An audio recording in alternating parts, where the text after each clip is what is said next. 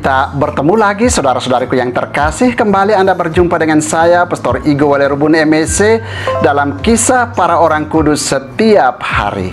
Hari ini tanggal 19 Oktober kita memperingati beberapa orang kudus di dalam gereja kita, yakni Pesta ke-8 Martir Kanada, peringatan Santo Paulus dari Salib Pengaku Iman, dan peringatan Santo Petrus dari Alcantara Pengaku Iman. Yang pertama, Pesta ke-8 Martir Kanada. Sekitar pertengahan abad ke-17, Amerika Utara yang kini lazim disebut Kanada menjadi salah satu wilayah misi imam-imam misionaris Serikat Yesus. Ketika itu penduduk asli Indian yang masih kafir dan liar bertebaran mendiami tepi beberapa danau besar yang ada di sana. Wilayah itu sangat luas dan menakutkan karena hutannya lebat sekali. Disitulah 6 orang misionaris Yesuit didampingi 2 rasul awam asal Perancis merintis karya pewartaan iman Kristen. Mereka itu ialah Pater Jean de Brebeuf S.Y., Pater Gabriel Lallement S.Y., Pater Charles Garnier S.Y., Pater Antonin Daniel S.Y., Pater Noel Chabanel S.Y., Pater Isaac Jacques S.Y., René Goupil, dan Jean de Lalande. Ke-8 misionaris ini berkarya di antara orang suku Huron yang mendiami wilayah sekitar Danau Huron. Orang-orang Huron ini sering kejangkitan wabah pes, menderita kelaparan, dan terus-menerus mendapat serangan dari orang-orang suku Irokes yang sangat ganas dan suka berperang. Mulanya orang-orang Huron berencana jahat terhadap Pastor de Brebeuf. Ketika beliau mengunjungi mereka, para dukun menghasut orang-orang Huron lainnya supaya membunuh Pastor de Brebeuf. Maksud jahat mereka diketahui oleh Pastor de Brebeuf. Maka beliau justru mengundang mereka untuk makan bersama. Ia tidak gentar, malah sebaliknya berterima kasih karena mereka segera ingin mengirimnya dengan cepat ke surga. Karena keberanian dan kebaikan hatinya, Pastor de Brebeuf tidak jadi dibunuh. Ia sebaliknya dibantu dalam karyanya, antara lain membangun benteng Santa Maria, gereja, dan rumah sakit. Ia dianggap sebagai bapa dan guru mereka. Orang-orang suku Irokes merasa iri hati dan marah melihat kemajuan orang-orang suku Huron. Mereka mencari kesempatan baik untuk melenyapkan nyawa misionaris-misionaris itu. Kesempatan baik itu datang pada suatu hari pada bulan Maret tahun 1649. Pastor de Brebeuf bersama Pastor Gabriel Lallement ditangkap oleh orang-orang Irokes yang sedang berpatroli. Mereka dipukul sampai pingsan dan kuku-kuku jari mereka dicabut. Kedua imam ini tidak mengeluh, bahkan sebaliknya berdoa dan menguatkan hati orang-orang Huron yang ditangkap bersama mereka. Ketika salah seorang Irokes mendengar kata-kata doa kedua imam itu, ia mengambil air yang telah mendidih dan menuangkannya ke atas kepala Pastor de Brebeuf sambil mengolok-oloknya, "Cepatlah ke surga. Sekarang kamu telah saya baptis baik-baik." Seorang Irokes lain mengambil obor dan membakar ketiak kedua imam itu. Karena Pastor de Brebeuf terus-menerus menegur para penyiksa supaya ingat akan pengadilan ilahi, mereka malah semakin bengis dan beramai-ramai memotong lidahnya, mengiris daging dari tubuhnya, memanggang dan memakannya. Mereka berteriak-teriak, "Kami temanmu, karena itu kami menyiksamu supaya masuk surgamu." Mereka mengambil lagi jantungnya untuk dimakan dan meminum darahnya supaya menjadi berani seperti imam itu. Pada bulan Desember tahun 1649, kepala Pastor Charles Garnier S.Y. dipecahkan dengan tomahawk ketika ia sedang membantu orang Huron yang hampir mati. Demikian juga Pastor Antonin Daniel Esye mati sebagai martir pada tahun 1648 oleh anak panah orang-orang suku Irokes. Sementara Pastor Noel Chabanel Esye dibunuh di benteng pengungsian Santo Yosef oleh seorang suku Huron yang murtad. Pastor Isaac Syak Esye bersama dua orang awam pembantunya, yaitu Rene Goupil dan Siang de la Lande, dibunuh di tempat yang sekarang dikenal sebagai tempat ziarah Santa Maria di Auersville, New York, Amerika Serikat. Mulanya Pastor Isaac didampingi oleh Rene Goupil, seorang bekas frater Yesuit, dan menjadi sukarelawan awam di tanah misi sebagai dokter. Rene Goupil dibunuh pada tahun 1642 karena memberkati anak-anak suku Huron dengan tanda salib. Ketika itu pun Pastor Isaac ditangkap. Kuku mereka dicabut dan darah yang mengucur dari jari mereka diisap oleh para penyiksa Indian itu. Anak-anak menusuk-nusukan potongan kayu membara ke tubuh dua misionaris itu. Yang dibunuh pada waktu itu hanyalah Rene Goupil, sedangkan Pastor Isaac dipaksa menjadi budak mereka selama 3 bulan. Pastor Isaac kemudian berhasil meloloskan diri. Melalui New York, ia pulang ke Perancis. Setengah tahun kemudian, ia kembali ke Kanada bersama Siang de la Lande. Sayangnya, nasib sial telah menanti mereka. Keduanya dibunuh oleh orang-orang Indian pada bulan September tahun 1464 karena dianggap sebagai pembawa sial kegagalan panen tahun itu. Pastor Isaac adalah imam Katolik pertama yang masuk Amsterdam Baru, kini New York. Dialah yang menemukan Danau George dan dikenal sebagai orang pertama yang melayari seluruh sungai Hudson. Pada tahun 1939, negara bagian New York mendirikan sebuah patung besar di tepi Danau George untuk menghormati Isaac Syak. Orang kudus kedua yang juga kita peringati pada tanggal 19 Oktober yakni Santo Paulus dari Salib, pengaku iman. Setiap orang yang mau mengikuti aku, ia harus menyangkal dirinya, memikul salibnya setiap hari, dan mengikuti aku.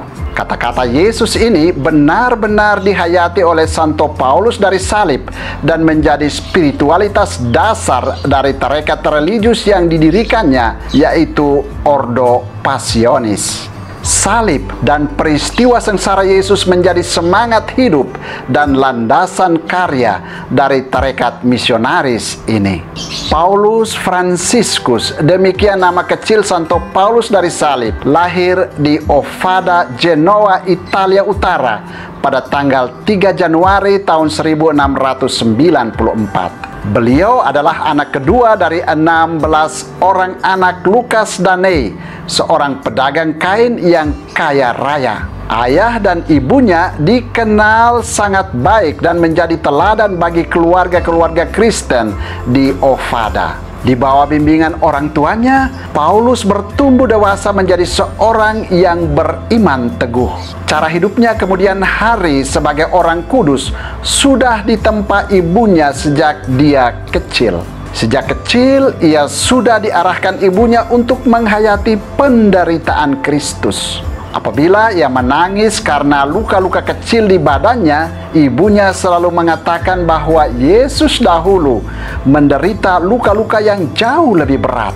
Ketika berusia 15 tahun, ia terpaksa berhenti sekolah karena harus membantu ayahnya dalam usaha dagang mereka. Biasanya ia memanfaatkan waktu-waktu luang untuk berdoa. Kemudian pengalaman rohaninya itu mendorong dia membentuk sebuah perkumpulan doa untuk para pemuda. Pada usia 20 tahun, ia menjadi tentara sukarelawan dalam peperangan melawan tentara-tentara Turki. Namun tidak lama kemudian, ia keluar lagi dari dinas ketentaraan itu karena merasa bahwa itu bukanlah panggilan hidupnya. Lalu ia lebih banyak berdoa dan bermati raga. Pada tahun 1720, ia mengalami penampakan ajaib. Ia melihat selembar jubah hitam yang di bagian dadanya tertera nama Yesus dengan huruf putih dan sebuah salib. Penampakan ajaib itu terjadi 3 kali. Pada penampakan ketiga, Bunda Maria berpesan supaya ia mendirikan sebuah tarekat religius yang khusus untuk menghayati sengsara Kristus dan memajukan kebaktian padanya. Anggota-anggota tarekat itu harus berpakaian seperti yang tampak dalam penglihatan tersebut.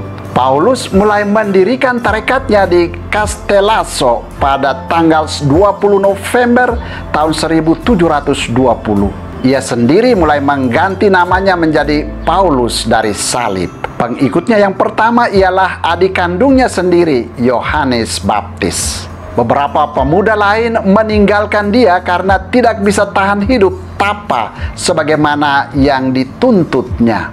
Kemudian bersama adiknya, Paulus pergi ke Monte Argentaro untuk berdoa dan bertapa. Pada tahun 1727, Paulus ditahbiskan menjadi imam. Ia ternyata menjadi seorang pengkhotbah yang sangat disukai umat. Ia mendirikan biaranya yang pertama di Monte Argentaro. Setelah lama berjuang untuk mewujudkan pesan Bunda Maria, tarekatnya diakui sah oleh Takhta Suci. Setelah itu, Paulus giat mendirikan biaranya di berbagai tempat. Ia sendiri mendirikan 11 buah biara.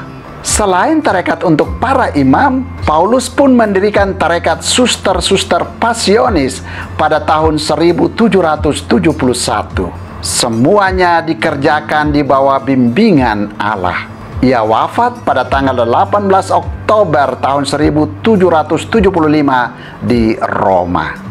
Orang kudus lain yang juga kita peringati pada tanggal 19 Oktober, yakni Santo Petrus dari Alcantara, pengaku iman. Pedro Garavito, demikian nama kecil Santo Petrus Alcantara, lahir pada tahun 1499 di Alcantara, Spanyol, dekat perbatasan Portugal. Ayahnya menjabat sebagai gubernur dan ahli di bidang hukum. Ia cerdas sekali dan sejak muda ia banyak mengalami karunia-karunia Allah yang istimewa. Ia suka berjam-jam di rumah dan di gereja. Suatu hari ibunya pernah mencari-cari dia di berbagai sudut kota di antara kawan-kawannya, namun tidak menemukannya. Lalu ia pergi ke gereja dan di sana ia menemukan Pedro sedang dalam keadaan ekstase di hadapan sakramen Maha Kudus. Ia bukan seorang pemuda pengkhayal. Ia rajin sekali bekerja. Di sekolah ia dikenal cerdas. Orang tuanya mencita-citakan pangkat duniawi yang tinggi baginya. Namun dia sendiri memprotes. Terserahlah kepada Tuhan apa yang dikehendakinya dariku, katanya. Keterikatannya pada cara hidup bakti kepada Tuhan berawal dari pengalamannya di gereja paroki. Di sana ia melihat 2 orang biarawan berpakaian jubah kasar berwarna coklat tua tanpa mengenakan alas kaki. Mereka itu biarawan dari tarekat saudara-saudara Dina Fransiskus. Melihat mereka, ia tergugah dan tergerak untuk berbincang-bincang dengan biarawan-biarawan Dina itu. Sejak itu, tanpa sepengetahuan orang tuanya dan tanpa kembali lagi ke rumah, ia meninggalkan segala-galanya dan secara diam-diam masuk novisiat tarekat saudara-saudara Dina Fransiskus.